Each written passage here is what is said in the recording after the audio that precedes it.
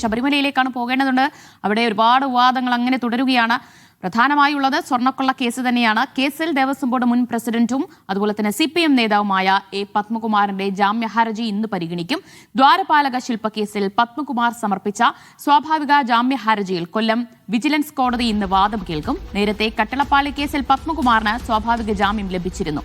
രണ്ടാമത്തെ കേസിൽ കൂടി ജാമ്യം ലഭിച്ചാൽ പത്മകുമാറും ജയിൽ മോചിതനാകും. ലിജോ റോളൻസ് ആണ് വിവരങ്ങൾ നൽകുക. Lijo, good morning. നേരത്തെ ഒരു കേസിൽ പത്മകുമാറിന് ജാമ്യം കിട്ടിയിട്ടുണ്ട്. അപ്പോൾ ഇനി ഒരു കേസ് കൂടി അവശേഷിക്കുകയാണ്. ഇന്നിപ്പോൾ ജാമ്യാപേക്ഷ കോടതി പരിഗണിക്കുന്നുണ്ട്. ഇന്ന് വാദം നടക്കുക മാത്രമല്ലേ ഉള്ളൂ, അതോ വിധി ഉണ്ടാകാൻ ഇടയുണ്ടോ? ദിവ്യ, ഗുഡ് മോർണിംഗ്.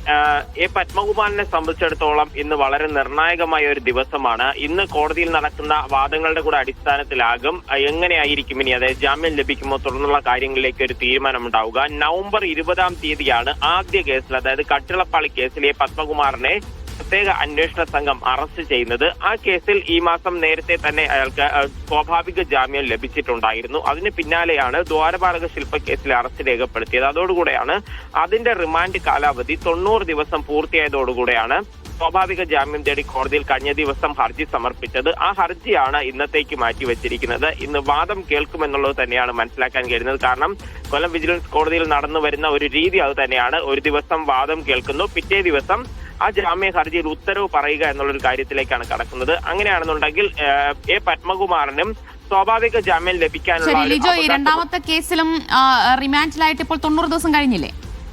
രണ്ടാമത്തെ കേസിലും റിമാൻഡിലായി 90 ദിവസം കഴിഞ്ഞതുകൊണ്ട് തന്നെയാണ് A. പത്മകുമാർ സ്വാഭാവിക ജാമ്യം തേടി കോടതിയെ സമീപിച്ചിരിക്കുന്നത്. ഇതുവരെ 5 പേർക്ക്, അതായത് റിമാൻഡ് കാലാവധി 90 ദിവസം പൂർത്തിയായി 5 പ്രതികളാണ് ജയിൽ മോചിതരായത്. അങ്ങനെ വരുന്ന സമയത്ത് മുൻ ദേവസ്വം ബോർഡിന്റെ മുൻ പ്രസിഡന്റ് ആയിട്ടുണ്ടായിരുന്ന A. പത്മകുമാറിനും സ്വാഭാവിക ജാമ്യം ലഭിക്കും എന്നുള്ളത് തന്നെയാണ് അഭിഭാഷകരോട് സംസാരിക്കുമ്പോൾ മനസ്സിലാക്കാൻ കഴിയുന്നത്.